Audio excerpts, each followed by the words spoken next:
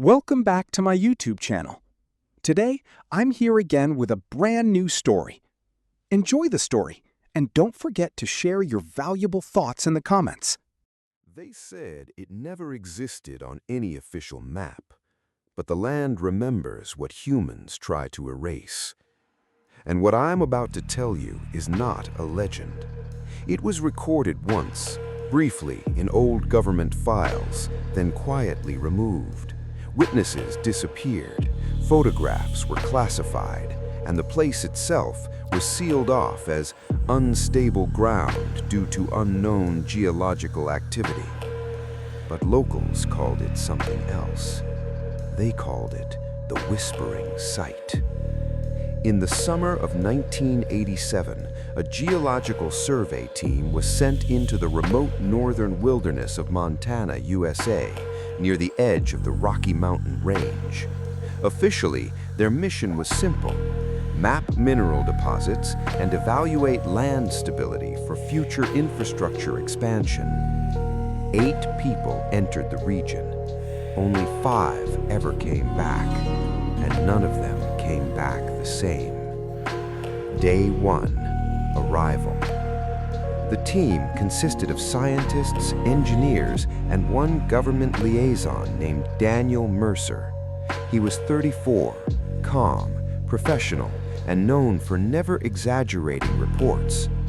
They arrived by helicopter at a cleared drop zone surrounded by dense forest. No roads led into the area. No settlements existed for over 80 miles. The moment they stepped on the ground, one of the engineers, Carla Jennings, made a strange comment. "It feels like the air is listening." They laughed it off, but Daniel noted something unusual in his journal. Magnetic instruments fluctuating, compass spinning erratically, no satellite signal. That was the first anomaly. The second came at sunset. No birds, no insects, no wind. Just silence so complete it felt unnatural. Day 2, the first sign. At 6:42 a.m., the ground-level sensors picked up a deep underground resonance. It wasn't seismic, it was rhythmic, like something breathing beneath the earth. The team followed the signal into the forest. After 2 hours of hiking, they found something impossible. A circular depression in the ground, perfectly symmetrical, about 200 feet wide. The soil inside it was black, almost glass-like, as if it had been burned at extreme temperatures. And in the center, a structure. Not natural, not modern, a stone formation carved into a spiral pattern descending into the earth like a staircase that refused to end. But the most disturbing part, the stones were not local granite. They were older, much older than anything in the region, carved with symbols no one could translate. Carla whispered, "This doesn't belong here." And she was right, because carbon dating, later performed on samples, would show the structure was at least 12,000 years older than human civilization in North America. Day 3, the descent. Despite concerns, the team decided to explore the structure. Daniel Mercer objected. Official records show his exact words: "We don't know what this is, we don't know who built it, and we definitely don't know if it wants us here." But the lead archaeologist, Dr. Raymond Cole, insisted. They entered. At first, it seemed like a tunnel carved downward into the earth. But as they descended, the geometry began to change. The walls were no longer stone. They were smooth, like bone polished by time. And the deeper they went, the colder it came. At 300 feet below ground, their radios stopped working. At 500 feet, their flashlights began flickering without battery issues. At 700 feet, One of the team members, Mark Ellis, stopped walking. He was staring at the wall. "It's moving," he said. No one saw anything moving, but Mark insisted. "The walls are breathing." Then he screamed and ran deeper into the structure. They followed him. That was the last time anyone saw him alive. Day 4, the Whispers. The team regrouped at what appeared to be a chamber, a massive underground hall shaped like a dome. In the center stood a single object, a black pillar, smooth, reflective, perfectly vertical. No markings, no joints, no explanation. And then they heard it. Whispers. Not through the air, but inside their heads. Carla began crying. "Stop it! I can hear it thinking." One of the engineers collapsed, holding his ears, screaming in a language he had never learned. Daniel recorded this. The structure appears to induce auditory hallucinations. However, multiple subjects report identical phrases simultaneously. This suggests external transmission, not psychological origin. The Whispers repeated one phrase over and over. "You are late." Day 5, the loss. That night, the first disappearance occurred. Security officer Brian Holt was stationed outside the chamber entrance. At 2:13 a.m., his body camera recorded movement behind him. Something tall, too tall, not human, no face visible, just shape. The recording shows Brian turning, stepping back, and then the camera drops. Audio continues for 17 seconds. Only whispers are heard. Then, silence. In the morning, only his boots remained, empty, perfectly placed, as if he stepped out of them. Day 6, the truth below. Panic began spreading. The remaining team wanted to leave immediately, but the exit path had collapsed, not due to cave-in, but clean sealing, as if the tunnel had closed itself. Daniel wrote, "We are not inside a structure. We are inside something alive." That night, the pillar changed. It began to pulse, slowly, like a heartbeat, and images appeared on its surface. Not projections, not reflections, but embedded memories. Scenes of Earth that should not exist. Cities predated recorded history. Skies filled with unfamiliar celestial bodies. And then, humans.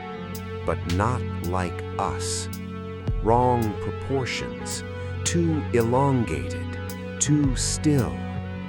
Watching, always watching. Day 7, the breakdown. Dr. Cole was the first to lose complete sanity. He claimed the structure was a recording device built by something that existed before Earth itself.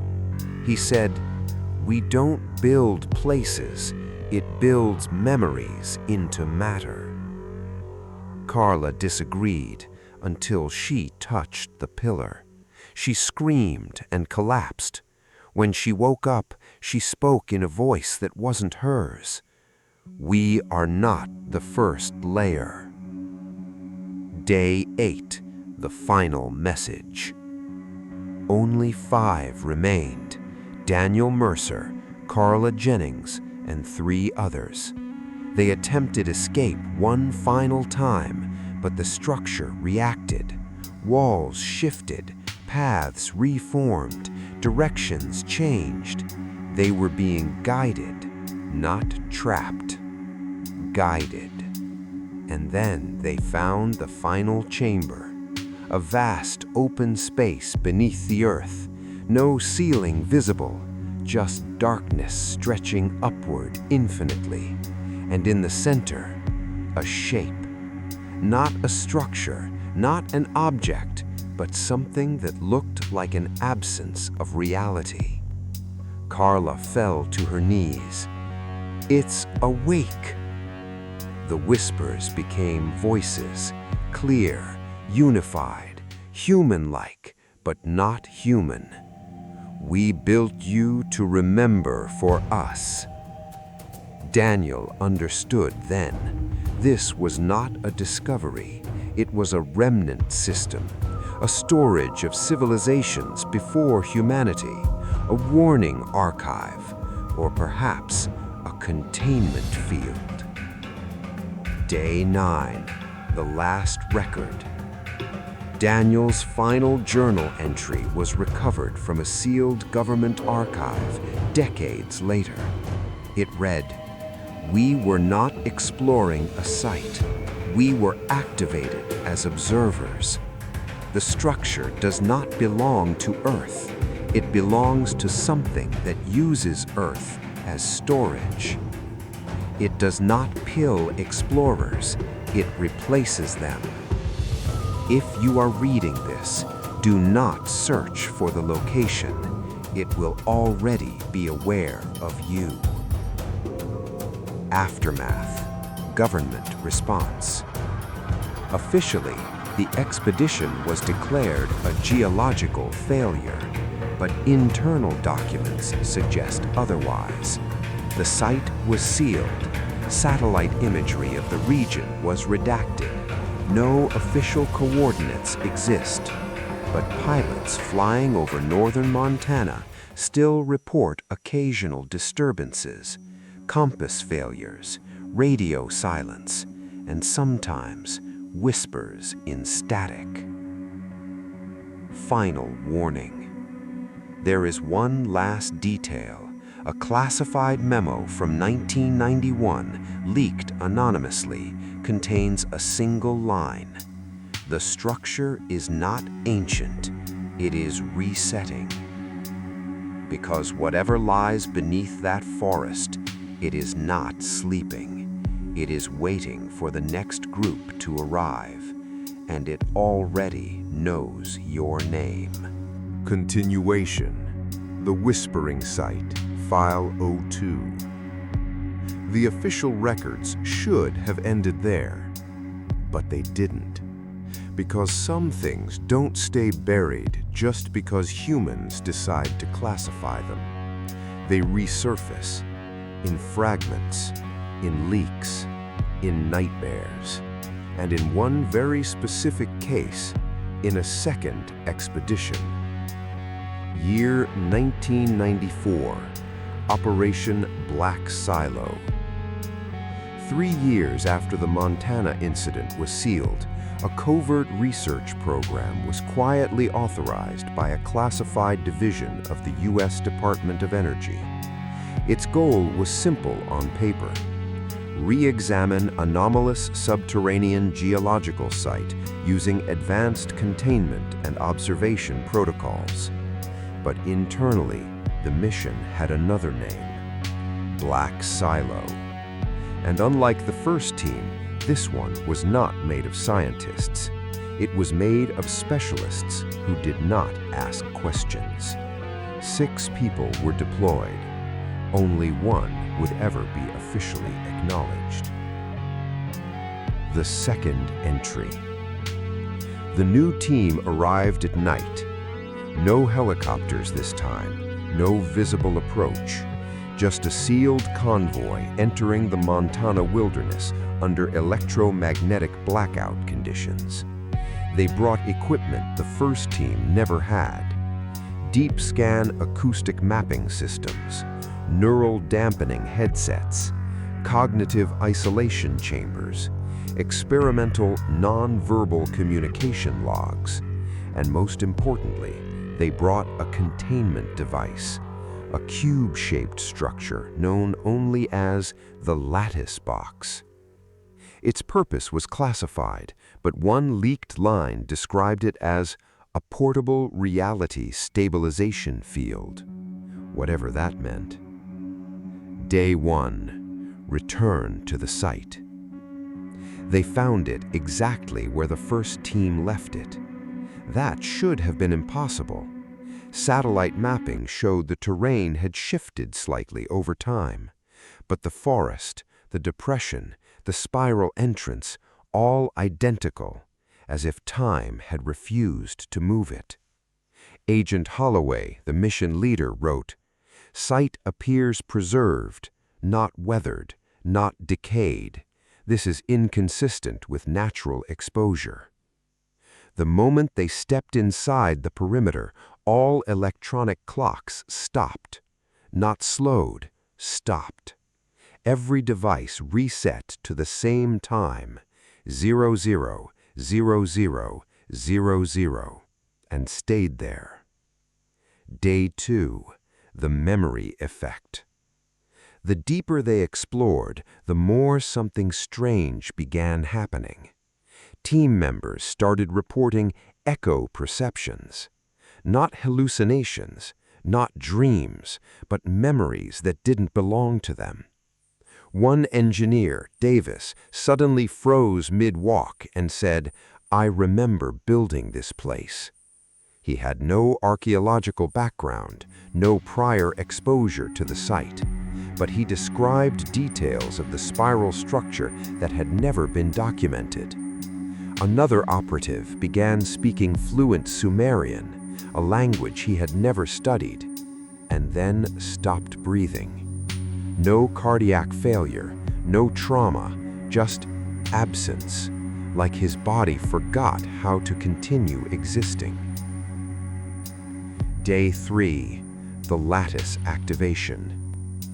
At 3:17 a.m., the team activated the lattice box at the chamber entrance. The goal was containment. Instead, it reacted. The cube unfolded, not mechanically, but spatially, like reality inside it was being peeled open layer by layer. And for the first time since the site was discovered, the whispering stopped. Complete silence. That should have been relief, but instead, every member of the team reported the same sensation. Something noticed the interruption.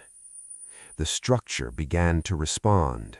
Walls shifted, geometry inverted, depth no longer matched distance, and then the spiral entrance sealed behind them. Day 4. The second chamber. They reached a chamber that had not been documented in the first expedition. This one was different. Not stone, not bone, not metal. It looked like compressed darkness, a material that absorbed light instead of reflecting it. At its center stood something new, a second pillar. But unlike the first, this one was fractured and leaking. Not liquid, not gas, but fragments of time itself. Moments spilled from it like broken film strips, a city burning that never existed, soldiers marching without weapons, oceans draining upward into the sky, human faces dissolving into geometric patterns. And then something worse. They saw themselves inside the pillar, not as reflections, but as records, already stored, already completed. Agent Holloway wrote, "We are not observing the structure. It is updating us." Day 5. Contact. At exactly 11:11 p.m., all communication devices synchronized. Every headset, every recorder, every internal neural link. And then a voice spoke. Not through speakers, not through air, directly into consciousness. Second iteration detected. The team froze. Then the voice continued. First iteration failed containment. Silence. Then replacement status incomplete. One operative whispered, "What are you?" The answer came instantly. We are what remains when civilizations finish. Day 6. The memory break. This is where the official report ends, but recovered fragments suggest something else happened. The team began losing identity cohesion.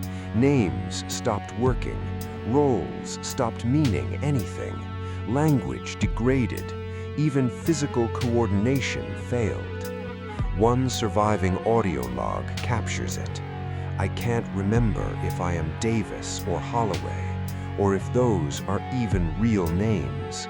Another voice, the structure is writing us over.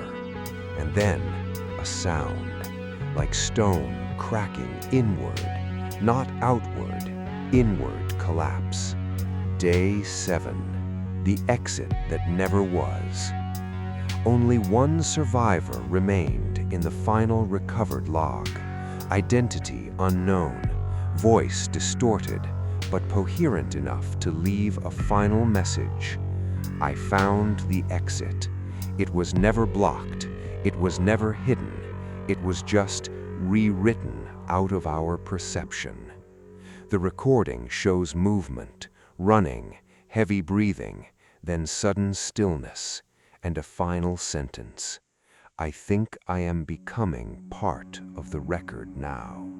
Aftermath file, classified addendum 1995. A final document surfaced from internal archives labeled Continuity Failure Report, Whispering Site. It contained only 3 lines. Site does not contain anomaly. Site is the anomaly. Termination of study recommended across all timelines. Final revelation. Years later, a whistleblower from within the program released one final truth before disappearing. He said, "The structure is not ancient technology. It is not alien. It is not supernatural. It is a library." A pause. Then, "And we are the books being written into it." And the most terrifying part? Occasionally, hikers in remote Montana still report something strange. A spiral depression in the forest floor, fresh soil, no historical record of excavation. And at night, they hear whispers. Not warnings, not threats, just one repeating message. Next iteration accepted.